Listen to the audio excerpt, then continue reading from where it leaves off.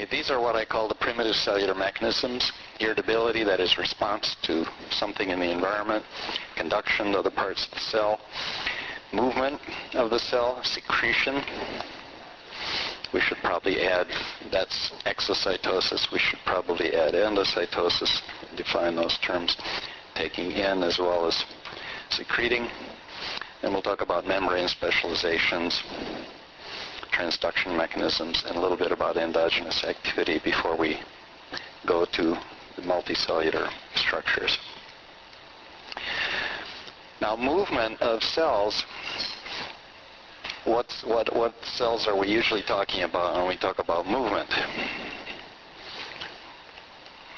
What cells move the most? Muscle cells. And what does it require? It requires contractile proteins and energy. Now, are there any contractile proteins in neurons? Well, especially in development, there's a lot of actin. There are many actin filaments. Okay, especially in the part of the neuron changing the most during development. And that occurs in migration of the whole cell, as well as in the growth of the processes. Process is used in anatomy to mean the little extensions of neurons. It's not the way you usually use the term process. So cellular processes are the little extensions of the neurons. Okay? I'll try to stop myself and define terms. If I don't, you should stop me and ask me. You also, of course, get movement and regeneration. And I'm going to talk a little bit about regeneration, which is a topic I do research on when we talk about development a little bit later. And more generally, there's various kinds of plasticity, not only in developing, but even in adult brains. Yes, even your brain is changing in its structure and its connections.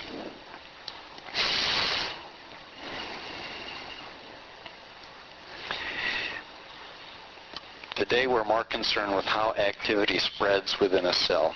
Now, some of it's mechanical. If the cell is mechanically moved, you get changes that are communicated to the rest of the cell through the cytoskeleton. That's been a particular topic of research of Don Ingber at Harvard. But usually we're dealing with these other things. Diffusion of molecules, chains of reactions, molecular cascades within the cell. We also have in neurons specialized mechanisms that we call active transport mechanisms involving these molecules, kinesin and dynein, for moving organelles and molecules from one part of the cell to another, usually from the cell body down to the endings of the axon, or back from the axon ending back to the cell body. Okay, and we'll mention this again.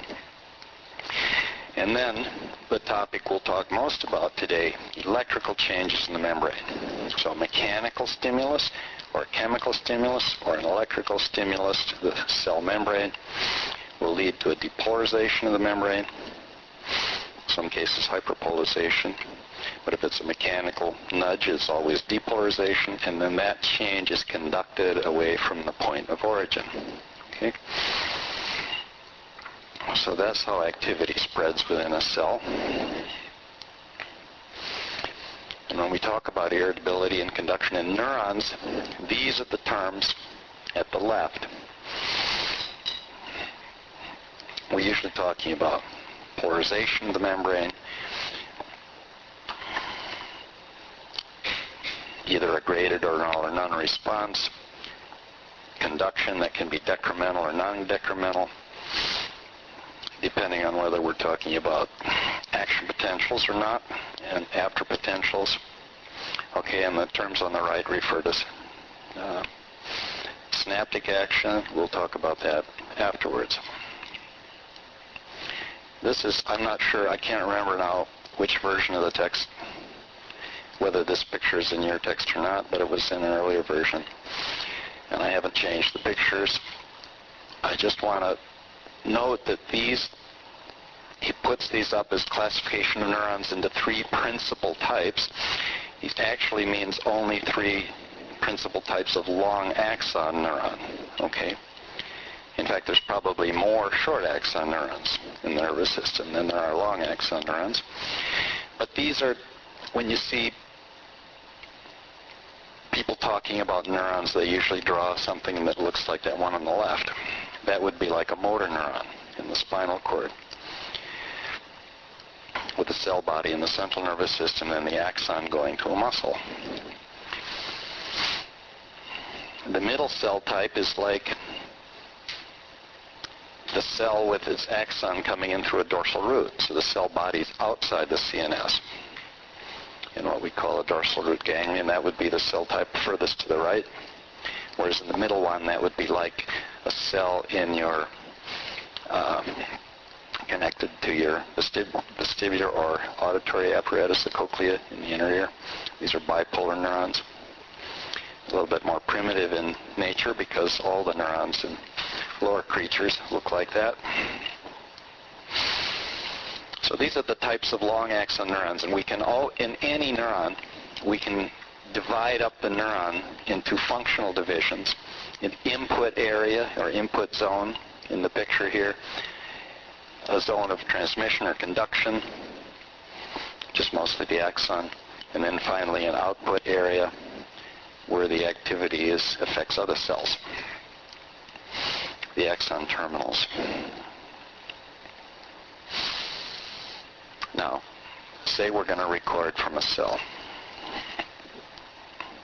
And I'm just indicating the cell here with a circle, which is the lipid bilayer. And I've indicated there that if we take an electrode here, shown here in red, okay, I'm taking a little microelectrode, and I'm advancing it toward the cell, okay, and I'm recording against the extracellular fluid. Now, as soon as I poke through the membrane, the potential changes to about minus 70 millivolts. Okay, negative on the inside of the cell with respect to the outside. Okay, because the membrane of neurons, like the membrane of many other cells too, is polarized. Okay, there's an electrical potential across the membrane. It's not only true of neurons, it's even true of leaf cells. Okay, but the neuron is specialized in several ways. And if we nudge the neuron a little bit, as I'm showing there, I poke the neuron a little bit, there's a depolarization of the membrane. That's the response, the primary response of that neuronal membrane to being stimulated, even mechanically. Okay? Now, I've indicated here that there's a differential distribution of ions on either side of the membrane. First of all, there are negatively charged anions inside the cell, very few on the outside, and the membrane is impermeable to them, okay, so they can't get through. We call this membrane of the neuron a semi-permeable membrane because it's impermeable to some things, it's permeable to other ions, and it's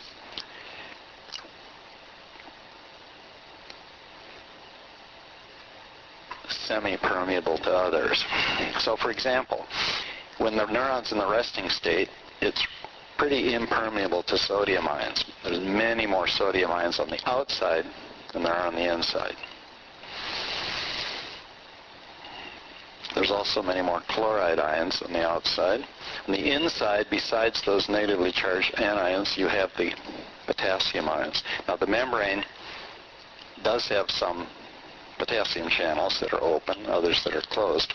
So the permeability to potassium can change depending on how many channels are open. Okay.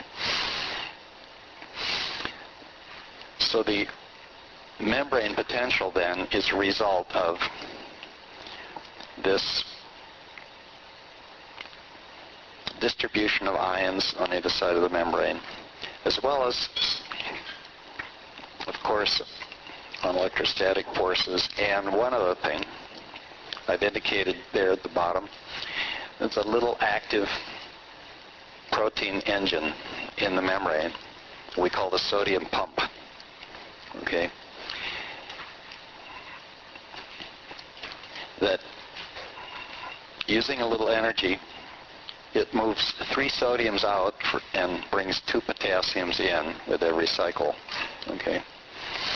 And that's important in order to maintain the high concentration of sodium on the outside. But why would you have to maintain it? What's happening to it?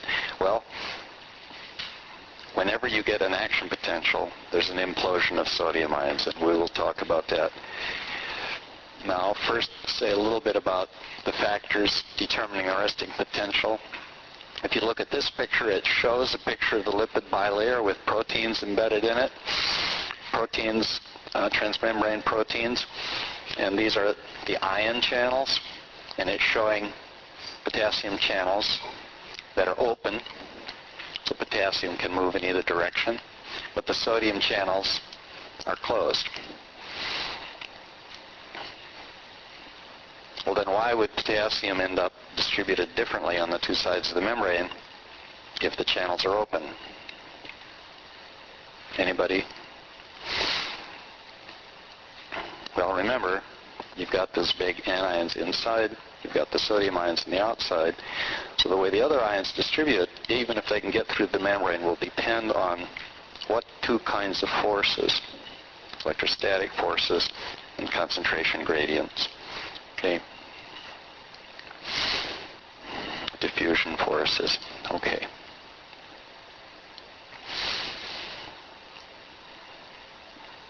Let's talk a little more now about what happens if we poke an electrode inside the axon of the cell. You see over there at the left, they show a neuron in a petri dish, and there's a recording electrode in the axon here, and a stimulating electrode. Okay, and it's showing 2 kinds of stimulation here. A hyperpolarizing stimulus that's making the axon more negative on the inside, okay, and depolarizing stimuli which reduce that membrane polarity, okay. And this shows what you will record just a little ways down the membrane, because those little changes in polarity are being conducted. The hyperpolarization you can see here, it's a little weaker than at the point of stimulation. It would be weaker yet if you were further away. Okay? And here, same thing, but for depolarization. But when the stimulus reaches a certain threshold, and here they're indicating the threshold depolarization, you trigger a much larger response. That's called the action potential. It's due to a sudden opening of voltage-gated ion channels. The sodium channels are voltage-gated, so when they reach a certain threshold level of depolarization, they will open up, sodium ions will rush in, so there's an implosion of sodium ions. And that's what causes the action potential and its overshoot. The membrane actually becomes positive on the inside very briefly, and then there's a recovery of the membrane as the channels change.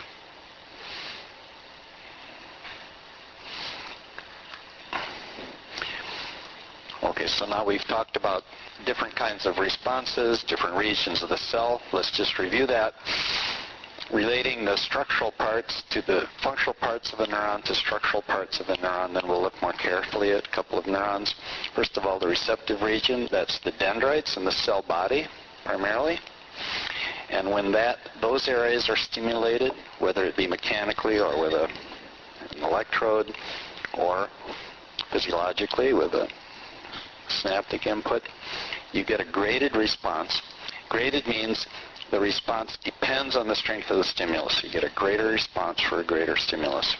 Okay? That's a graded response. The conduction is decremental in most dendrites, cell bodies. There's a few exceptions to that.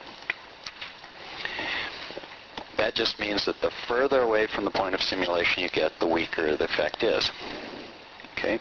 So if you got very long dendrites and the stimulus is way out at the end, the effects on the cell body will be a lot less than if you're much closer. Okay, then you have the region of rapid conduction. That's the axon. That's where the membrane is specialized to give you that all or none response, the action potential. It's non-decremental. It's like a row of dominoes going down. Once you tip the first one, it goes right down the axon as a wave of depolarization reaching the axon terminals. And then after certain after potentials, it recovers to the resting potential until you get another action potential. And finally, the region of transmission to other cells, these are the axon end arbors. The enlargements are called boutons. We always like the French term for some reason. It's actually boutons terminaux. Okay, and this is at the axon telodendria. That means the end branches. Telo means end. Teleology, the study of purposes and ends. Okay. The end branches. Dendrites are the branches. And that's where you have synaptic potentials and where we get neurotransmitters released that we'll be talking about. Okay, now let's just take a look at two neurons. There's actually three neurons in the picture here. I want to talk about the two with long axons. One is an axon that comes in through the dorsal root of the spinal cord. Okay, the ending is in these endings out in near the body surface. You have many axons that have endings like that in your skin. Okay, and then the axon begins about right there.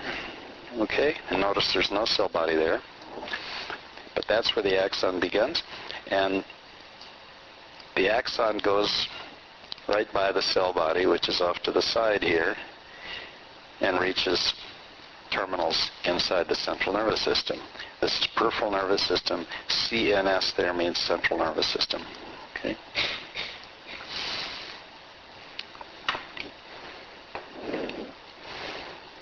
DRG,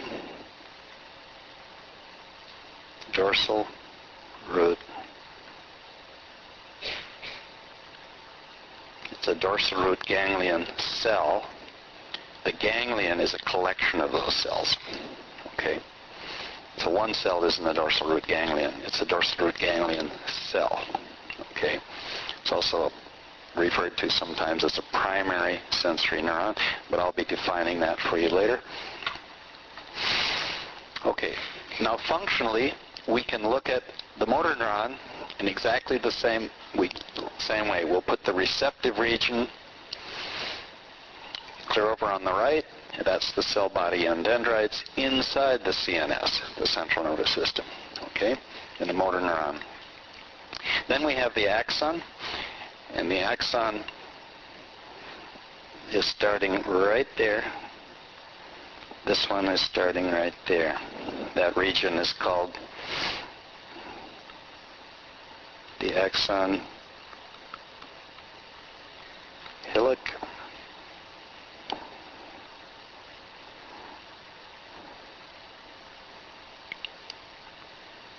Nope. Go back to my pen. Axon hillock, beginning point of the axon, where the action potential normally begins. Okay. Now, in the case of the motor neuron, again, we can follow the axon to the axon telodendria, the endings, which, in the case of a motor neuron, is on a muscle cell. Okay. But functionally now, we can look at those two neurons and describe the same kinds of processes happening in these three divisions. Okay. So now, let's take just a piece of each one of those axons, okay, and look at it. Here, you see that we're dealing with a axis cylinder, sometimes called a tube, okay, formed by the axonal membrane. I've just sliced out a piece of it there, and I'm representing the distribution, relative distribution of the positive and negative charges, showing that it's normally positive on the outside unless an action potential is going by. And I've taken a piece of the axon right when an action potential is there. Okay? Now, first of all, on the right there, if we're recording from the axon when it's quiet, there's no action potentials. If we put 2 electrodes on the outside, of course, we'll get nothing in our recording. If we put 2 little probes on the inside, we'll get nothing. If we put 1 on the outside, 1 on the inside, we'll find that the inside is negative, about 70 millivolts. A little more, a little less, depending on the cell. Okay? Now, if we trigger an action potential, and we're recording from this type of arrangement, okay, we can construct the picture that I've shown. On the left, and I've graphed down below. That graph would show the recording you would get if you were at one point looking at the onrush of the action potential as it passed by, and you would be plotting potential against time. But as I've shown it here, we're actually looking at the spatial distribution of potentials across the membrane as the action potential goes from right to left there. Okay? So we're in front, here we're in front of the action potential, and there we're at minus 70. Okay? Then the action potential arrives, and you get the implosion of sodium, as I show there, and you get the depolarization. Okay? And it goes more than 70 millivolt. Okay? Usually goes up to about 30 millivolts positive. But then it quickly recovers, as you see there, and you get some after potentials until you get back to the resting potential. Now, the main explanation for the rapid depolarization of the membrane, as I said, is the implosion of sodium ions. And while it starts to recover, you get an opening of the potassium channels further than they already are, and a closing of the sodium channels. Okay? And it's that extra opening of potassium channels that results in the after potential there. So it becomes a little more than minus 70 initially until you get a recovery of the resting state. Okay, and this just shows a picture of another picture of the action potential at these different stages. It's just showing you sodium and potassium channels and the distribution of these ions on either side of the membrane. So you see at the far left, some potassium channels open, some closed, and you see the closed sodium channels. And then the action potential is getting close. Just before it's triggered, the sodium channels start to open, and then at the peak they're all open. You still have some potassium channels open, some closed, and then in the fourth region there, you see more of the potassium channels open, and now the sodium channels are closed as the recovery occurs until you get back to the initial state. Now that was explanation of the action potential in terms of changing conductance of sodium and potassium ions across this membrane. Was worked out by Hodgkin and Huxley. And this is a picture from Hodgkin in 1964 in which he's depicting the voltage potential difference across the membrane with a dashed line. And then he's showing sodium conductance and potassium conductance, okay, and how they're changing. It was a very simple model that could completely account for the shape of the action potential. And you see the whole thing is occurring in a few milliseconds.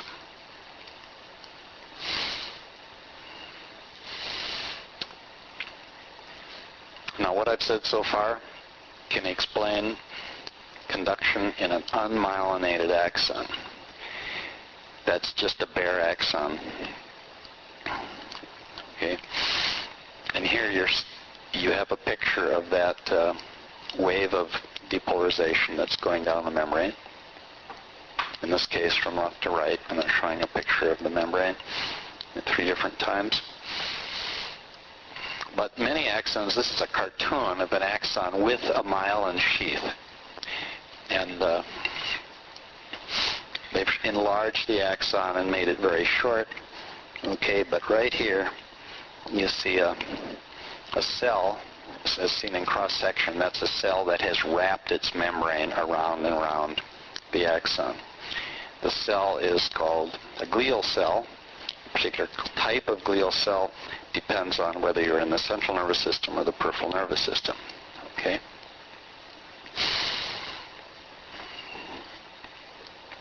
If we're dealing with a motor neuron, so we're in the PNS, we're dealing with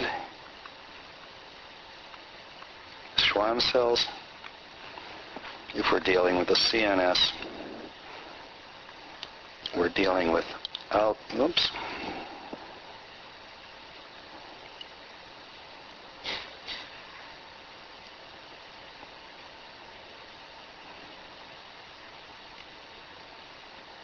we're dealing with oligodendrocytes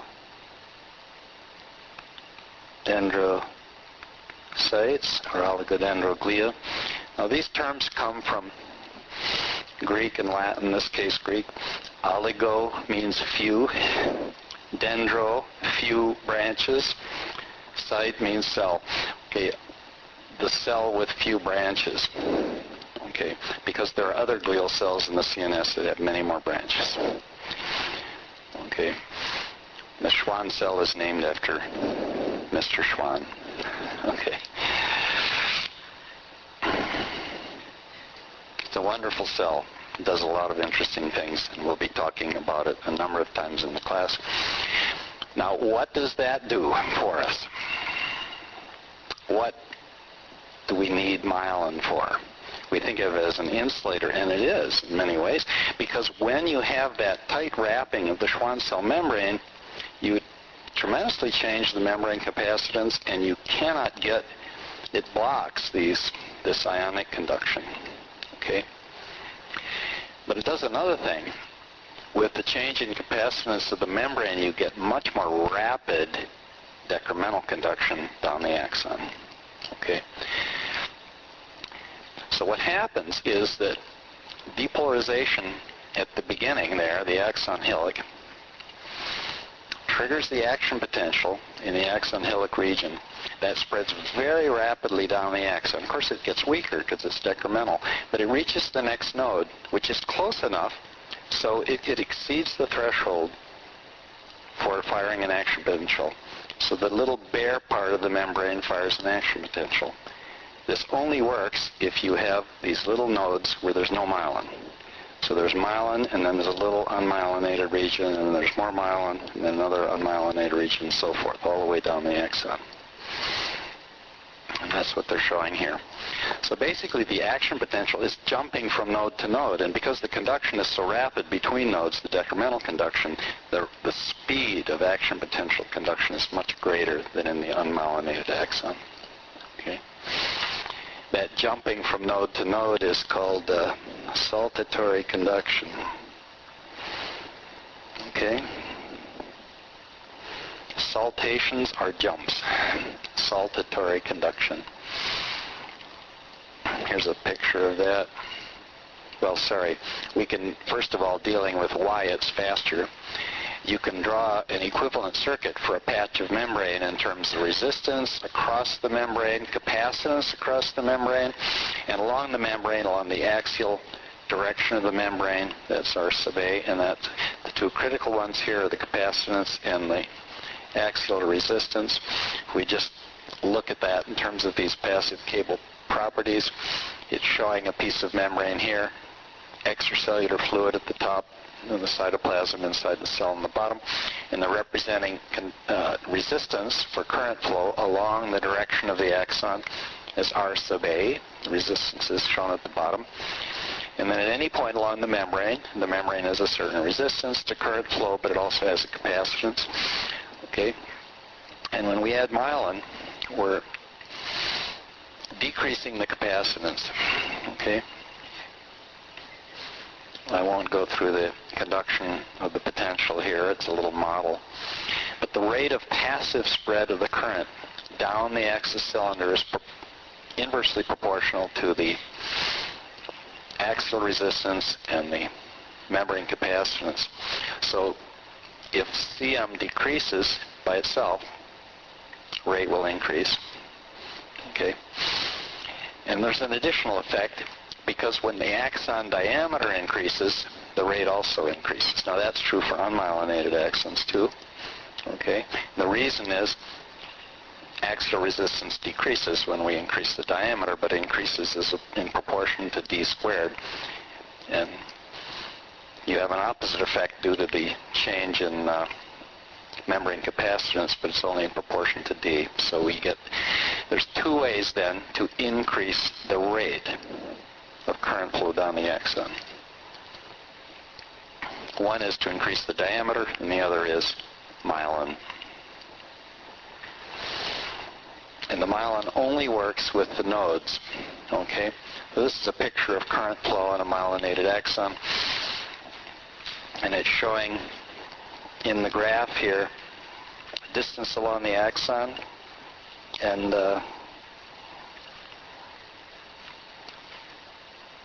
so you see the rate of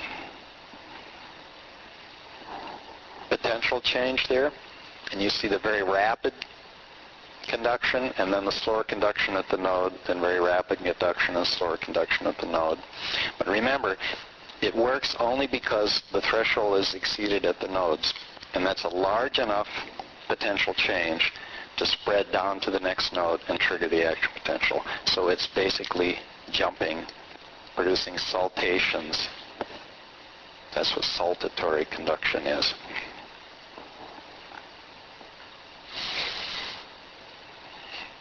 Okay, now, if we look at all these terms on the left, we should know what they mean. You know what membrane polarization is in terms of distribution of ions across the membrane. We can record it with an electrode. You know what a graded response is. Decremental conduction or non-decremental. Non-decremental, and we get the all or none response to the action potential. And we've also looked at the after potentials. Okay, so now we can go to these terms used to talk about synaptic action. What happens when the potential reaches the axon endings? Okay? Where there are contacts with other cells, the synapse. Okay. And to introduce that, we'll look at this cartoon showing recording from the big yellow cell there, and from two cells that are connected to it. One cell, the pink one there, is connected with an excitatory synapse, and the little blue one there they show connected with an inhibitory synapse. Okay? In each case, we can stimulate the cell providing input, and we can record what happens postsynaptically. Okay? So if we get an action potential, it's not actually showing the stimulus, it's just recording the action potential from the blue or the pink cell. Okay? So it's showing the recording of the action potential, then it shows what happens in the cell on the other side of the synapse. If it's a depolarization, the top one, we call it an excitatory postsynaptic potential, an EPSP. Excitatory because it's bringing the membrane closer to the threshold for triggering an action potential. You say, but you can't get an action potential in the cell. You already said that they don't conduct action potentials. Well, that's true. But remember, that EPSP will get conducted. It will get conducted away from the point of the synapse. And what counts is how big the depolarization is at the axon hillock, which is right near the cell body. Okay. This would be the region of all the way down the membrane. is about the same amplitude throughout. Thank you, Bob. It's about the same amplitude throughout. That's right. They're very important. That's why I said it's like a row of dominoes. Once you start the first one, it goes all the way down. Okay? Okay, so here we've got the same kind of action potential in the two input cells, the blue and the red, shown in blue and the red there. But the effect in the postsynaptic cell is very different. Why? Well, there's something different happening at those axon terminals. Okay, there's different molecules being released and different receptors in the postsynaptic membrane, and that determines what's happening to the postsynaptic membrane. Okay, that's why you get an excitatory postsynaptic potential moving the membrane of the cell closer at its axon hillock there, closer to the point of triggering an action potential. But in the case of an inhibitory postsynaptic potential, the IPSP, it's moving the cell away from the threshold, making it less likely to fire an action potential. So that's why we call it inhibitory postsynaptic potential. Okay. Now, think about putting this together with, let's think about decremental conduction in the cell. Oops. Okay. Let's draw a cell here and draw several inputs coming into it. Okay.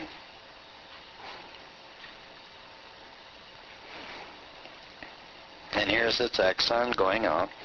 And let's say we have one action potential there, one action potential here, and one action potential here. I've just shown it in a moment in time. And they're all rushing down to the axon terminals. Okay, and they're all going to cause EPSPs. They're going to summate. Okay, so if we're recording here at the axon hillock, just one of them might be a little blip in the membrane potential like that. If two of them arrive, it'll be bigger. If three of them arrive, it'll be bigger still. And if this is the threshold, you see we might reach the threshold and trigger an action potential. Okay? That effect is called spatial summation.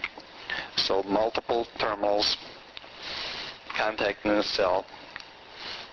If you have enough inputs through these different axons coming in, they can summate at the axon hillock and result in the firing of an action potential when a single input would not have done that. Okay? Let's draw another cell here and show another kind of summation, temporal summation. Here we have a series of action potentials in this axon. Okay? And I'll graph that here. So here's the first one arrives, little EPSP. The next one arrives a little bit later, but the first one hasn't decayed all the way yet. Okay, so it gets a little higher and a little higher and a little higher, and then with enough summation, it might exceed the threshold and fire an action potential. Okay, that would be temporal summation. Okay, because each little postsynaptic potential takes a little time to decay. So if another one arrives on top of the first one before the first one is decayed, you'll get a summation. Okay? So spatial and temporal summation, pretty critical events in the way the nervous system works. Because there's a tremendous amount of convergence of inputs on neurons.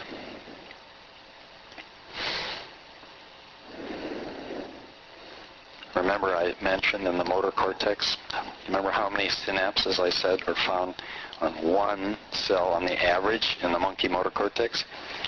60,000.